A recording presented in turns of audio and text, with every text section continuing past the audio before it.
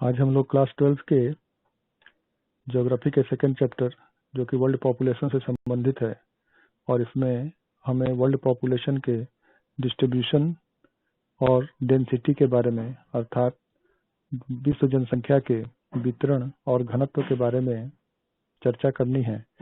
तो आइए आज इस वीडियो में हम लोग विश्व जनसंख्या के एक महत्वपूर्ण पहलू उसके डिस्ट्रीब्यूशन अर्थात वितरण को समझने का प्रयास करेंगे। विश्व की जो जनसंख्या है उसको समझने के पूर्व, उसके वितरण को समझने के पूर्व हमें दो तीन बातों पे गौर करना चाहिए।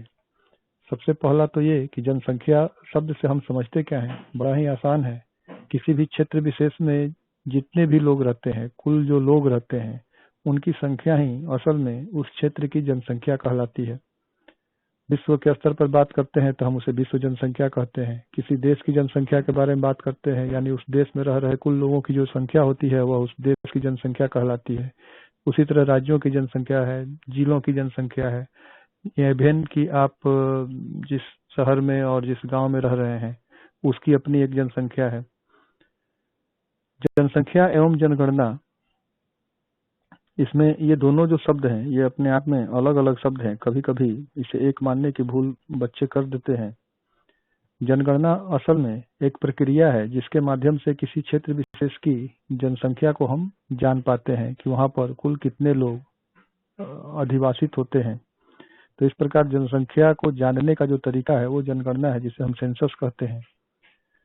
जनसंख्या का जो अध्ययन है आखिर वो क्यों महत्वपूर्ण है, हमें क्यों जानना चाहिए किसी क्षेत्र विशेष या दुनिया या किसी देश राज्य के विषय में, उसकी जनसंख्या के विषय में हमें क्यों जानना चाहिए। एक छोटा सा आपको उदाहरण देने का प्रयास करता हूँ। मान लीजिए कोई एक रमेश नाम का बच्चा है और उस बच्चे के पापा कहीं बाहर गए हुए हों और अचानक से वह घर में फोन करते हैं कि कुछ गेस्ट आने वाले हैं, तकरीबन 10 लोग हैं, इनका खाना बना दिया जाए। अब मान लीजिए कि 10 लोग उन्होंने कह तो दिया, परंतु ये 10 लोग कौन है इसका ज्ञान घर वालों को नहीं है। वह 10 लोग एडल्ट्स हैं, उसमें बच्चे हैं, उसमें बूढ़े हैं, वो कौन है इसका ज्ञान तो उन्हें है नहीं, क्योंकि जो पर्सन्स हैं, अलग अलग उम्र के लोगों के खाने की कैपेसिटी, भोजन की जो कैपेसिटी होती है वो अलग अलग होती है। मान लिया जाए कि अगर वह 10 लोग एडल्ट्स हैं तो उनके भोजन की मात्रा कुछ अलग होगी, लेकिन उन 10 लोगों में अगर 4 बच्चे हों, 6 एडल्ट्स हों तो उनके भोजन की मात्रा अलग होगी। तो ये एक समस्या है। उन्होंने सिर्फ नंबर्स बता दिए ये 10 हैं, परंतु वो 10 में कौन कैसे हैं इसका ज्ञान उन्होंने नहीं दिया, इस बात को उन्होंने नहीं बताया। इस कारण हो सकता है कि जो खाना बनाने वाले लोग हैं वह 10 लोगों का खाना बना दें, पता चला कि उसमें 4 या 5 बच्चे हैं तो भोजन तो बच जाएगा, वो बर्बाद हो जाएगा। इस कारण से जनसंख्या का जो अध्ययन है वो बहुत ही महत्वपूर्ण है। वह किसी भी राष्ट्र के विकास के लिए जनसंख्या का समग्र अध्ययन करना, जनसंख्या के बारे में समग्र जानकारी होना, संपूर्ण जानकारी होना, ये बहुत आवश्यक है। एक एक करके हम इन बिंदुओं से समझने का प्रयास करेंगे कि यह क्यों महत्वपूर्ण है। सबसे पहले तो चूंकि यह मानव भूगोल के अंतर्गत जनसंख्या का अध्ययन आता है और मानव भूगोल का केंद्र बिंदु जो है वो मुख्य रूप से मानव है, इसलिए मानव के संबंध में, उसकी जनसंख्या के संबंध में, उसके जनसंख्या के स्वरूप के संबंध में हमें संपूर्ण जानकारी होनी आवश्यक है। मानव जो होता है वह किसी राष्ट्र की वास्तविक संपत्ति है और हमारे पास वास्तविक संपत्ति कितनी है इस बात को जानना भी आवश्यक है, क्योंकि मानव असल में संसाधनों का निर्माण करता भी है, उपयोग करता भी है और स्वयं में भी एक संसाधन है। इसलिए मानव के संबंध में, उसकी जनसंख्या के संबंध में संपूर्ण जानकारी होना ये एक राष्ट्र की तरक्की के लिए, विकास के लिए अति आवश्यक है। हमें यह जानकारी होनी चाहिए कि हमारे जनसंख्या में कितने ऐसे लोग हैं जो वर्किंग हैंड्स हैं, यानी वह कार्यशील जनसंख्या है, वर्किंग पॉपुलेशन है। उसी तरह कितने ऐसे लोग हैं जो हमारे संसाधनों का उपयोग कर रहे हैं। उस हिसाब से हमें अपने संसाधनों का नियोजन करना पड़ता है, हमें उस प्रकार से अपने संसाधनों का उत्पादन करना पड़ता है। उसी तरह चूंकि मानव स्वयं में भी एक संसाधन है, इस कारण भी हमें जनसंख्या के अध्ययन की जरूरत पड़ती है।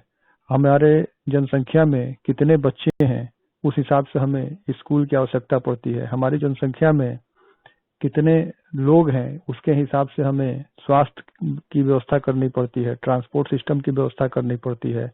जो सरकारें अपने यहाँ विकास कार्यों के लिए योजनाएं बनाती हैं, उन योजनाओं के लिए इस बात को जानना काफी जरूरी है कि वास्तव में उस क्षेत्र की जनसंख्या क्या है, जिसके हिसाब से विकास की योजनाएं तैयार की जा सके।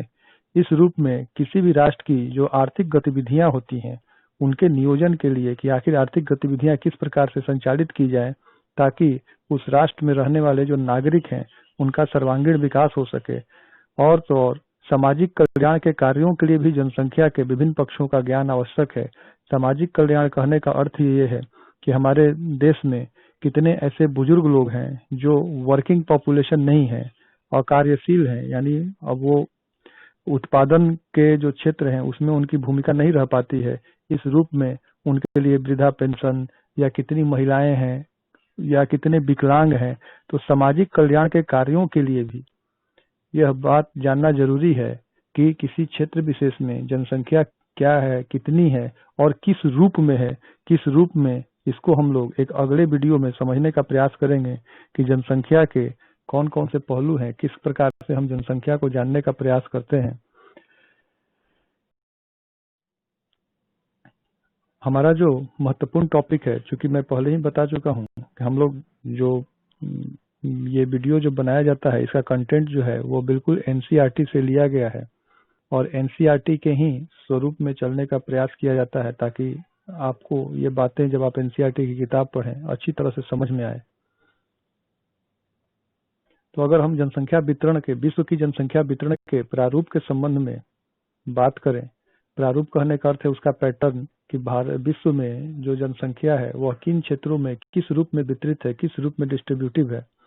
इस चीज को अगर हम समझने का प्रयास करें, उसके पूर्व हम जनसंख्या वितरण या पॉपुलेशन के डिस्ट्रीब्यूशन को इस रूप में समझें कि जनसंख्या वितरण कहने का तात्पर्य ये होता है, इसका अर्थ ये होता है कि भूपृष्ठ पर लोग किस प्रकार से वितरित हैं। इसको आप ऐसे समझिए, वितरित कहने का यहाँ पर अर्थ ये है, आप अपने गांव को और अपने शहरों को देखें, शहरों में जनसंख्या कहीं ज्यादा है, गांव में जनसंख्या कम होती है। आप कई ऐसे गांवों को भी देखते होंगे, किसी गांव में जनसंख्या काफी ज्यादा आपको दिखाई देती होगी। कुछ गांव ऐसे हैं जहां पर विरल आबादी यानी कम आबादी या कम जनसंख्या आपको दिखती होगी। तो पूरी दुनिया में, पूरे विश्व में किस रूप में, किस क्षेत्र में कैसे लोग वितरित हैं, कहाँ ज्यादा है कहाँ कम है, इस चीज को समझने के लिए हम लोग जनसंख्या वितरण शब्द का इस्तेमाल करते हैं, जनसंख्या वितरण को समझने का प्रयास करते हैं।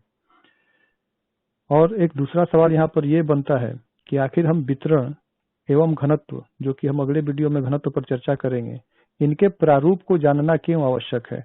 तो सबसे पहले जनसंख्या वितरण या उसके घनत्व के जो पैटर्न है, जो प्रारूप है, उसको जानने की जो हमें जरूरत है वो इसलिए है क्योंकि हमें जनांकीय विशेषताओं को समझने में सहायता मिलती है। यानी जनसंख्या वितरण एवं घनत्व के प्रारूप को हम इसलिए जानना चाहते हैं ताकि हम जो जनांकीय विशेषताएं हैं उनको हम समझ सके। अब यहाँ पर एक नया सवाल उठता है, ये जनांकीय विशेषताएं कहने का अर्थ क्या है। तो सबसे पहले जनांकीय को आप इस रूप में समझें, जनांकीय या डेमोग्राफी इसे हम लोग कहते हैं। यह एक प्रकार से जनसंख्या शास्त्र भी कहा जाता है, यानी जनसंख्या का अध्ययन। ये जो शब्द है वह दो शब्दों से मिलकर बना, डेमास और ग्राफो। इसका अर्थ ये हुआ जनसंख्या के विवरण देने वाला जो विज्ञान है वो उसे हम जनांकीय या डेमोग्राफी कहते हैं। अब यहाँ पर जो हम विशेषताएं कह रहे हैं, जनांकीय विशेषताएं क्या होती हैं, तो जब हम डेमोग्राफी या जनांकीय की बात करते हैं तो असल में हम उसमें क्या, किस बिंदु पर बात कर रहे होते हैं। तो यहाँ पर आपको ये बातें समझनी जरूरी है, ये आपका कंसेप्ट है। इस बात को समझिए कि जब हम जनसंख्या का अध्ययन करते हैं तो हम उसके क्षेत्रीय वितरण का अध्ययन करते हैं। क्षेत्रीय वितरण कहने का अर्थ ये है, जैसे अगर भारत की ही बात कर ली जाए, चूंकि ये आप इस देश के हैं और यहाँ के बारे में आपको काफी कुछ जानकारी है। अगर हम क्षेत्रीय वितरण की ही बात कर रहे हैं तो आप इसको ऐसे समझें कि भारत के जो पर्वतीय क्षेत्र हैं वहां पर जनसंख्या कम पाई जाती है, भारत के जो मैदानी क्षेत्र है वहां पर जनसंख्या ज्यादा पाई जाती है। तो ये क्षेत्रीय वितरण किस प्रकार से है, क्यों है, इसे समझना, उसकी संरचना, जनसंख्या की संरचना कहने का अर्थ ये है उसमें किस आयु वर्ग के कैसे लोग हैं। जैसे अगर आपने कहीं पढ़ा होगा, हमारा जो देश है वो देश अभी युवा देश है। युवा देश कहने का अर्थ यहाँ पर यह है कि हमारी जनसंख्या में जो सर्वाधिक जो लोग हैं, जो संख्या है वो युवा वर्ग की है। तो उसकी संरचना को समझना, जनसंख्या के आकार को समझना, यानी वह कितनी है, उनमें होने वाले परिवर्तन, जनसंख्या में भी परिवर्तन होते हैं। परिवर्तन किस रूप में होते हैं, या तो जनसंख्या स्थिर हो सकती है, या जनसंख्या का बढ़ने का दर ज्यादा हो सकता है, घटने का दर हो सकता है। यानी जनसंख्या जो है वो हो सकता है कि वह कम भी हो या स्थिर हो जाए या वो और बढ़े। तो ये जो परिवर्तन भी होते रहते हैं जनसंख्या में, इसे हम जनांकिकी में समझने का प्रयास करते हैं। और तो और इन परिवर्तनों के कारण क्या है, फैक्टर्स क्या है, कारक क्या है। तो किसी भी जनसंख्या को प्रभावित करने वाले जो उसके आकार को और उसके परिवर्तन लाने वाले जो कारक हैं, वह मुख्य रूप से आपका जन्म दर होता है, मृत्यु दर होता है, क्षेत्रीय गतिशीलता यानी एक स्थान से दूसरे स्थान पर लोग चले जाते हैं, या सामाजिक गतिशीलता। ये कुछ ऐसे कारक हैं जो जनसंख्या को परिवर्तित करते हैं, प्रभावित करते हैं। इन सारे बिंदुओं पे, जन्म दर, मृत्यु दर, क्षेत्रीय गतिशीलता, अगले वीडियो में हम लोग इस पर चर्चा करेंगे, क्योंकि यह चैप्टर 2-3 भाग में बटा हुआ है। आज का जो हमारा टॉपिक है वो हम लोग सिर्फ और सिर्फ वितरण पर बात करेंगे। अंतर आपको दिखाई देगा, यहाँ पे आप देख सकते हैं 5 नंबर पे ब्राजील है और पाकिस्तान जो है वो 6 नंबर पे है। परंतु में देखने का प्रयास करें तो यहाँ पर पाकिस्तान 5 नंबर पे है और ब्राजील जो है वो 6 नंबर पे है। तो ये रिसेंट डाटा है। ये डाटा बताने के पीछे उद्देश्य कॉम्पिटिटिव के जो छात्र हैं उनके लिए है, और उनके लिए एक टास्क भी है कि आप इनमें विश्व के मानचित्र आपको बाजार में मिल जाते हैं वो बने हुए, और अगर आप बना सकते हैं तो सबसे अच्छी बात तो वही है, परंतु फिर भी बाजार में आपको मिल जाते हैं। उस पे आप इन देशों को फाइंड आउट कीजिए, उनकी पहचान कीजिए, और यह देखने का प्रयास करें कि ये जो देश हैं वो किस महादेश में अवस्थित हैं। इस रूप में आप यह जानने का प्रयास करें कि सर्वाधिक जनसंख्या वाला जो महादेश है वो कौन है। बहुत सारे इसमें सवाल बनते हैं। ये प्रतियोगिता परीक्षाओं में जनसंख्या से संबंधित कई तरह के सवाल पूछे जाते हैं। इसमें कई सवाल बनते हैं। आपको इसमें 4 देशों के नाम दिए जा सकते हैं, उसको आपको ऑर्डर में, क्रम में रखने के लिए कहा जा सकता है। तो इस रूप में आपको ये सारी बातें याद रहनी चाहिए। उसी तरह किस महादेश में सर्वाधिक जनसंख्या वाला देश कौन सा है, किस महादेश में सर्वाधिक कम जनसंख्या वाला देश कौन सा है, विश्व में सर्वाधिक कम जनसंख्या वाले 5 या 6 देशों को आपको याद रखना चाहिए। कभी कभार ये भी आपसे सवाल पूछ दिए जाते हैं। तो इस रूप में जनसंख्या के संबंध में आपको एक रिसेंट डाटा जो है वो जरूर बनाने चाहिए और उस पर ध्यान रखना चाहिए, क्योंकि ये कॉम्पिटिटिव पॉइंट ऑफ व्यू से बहुत ही महत्वपूर्ण बिंदु है जनसंख्या, जिसपे आपको ध्यान देने की जरूरत है।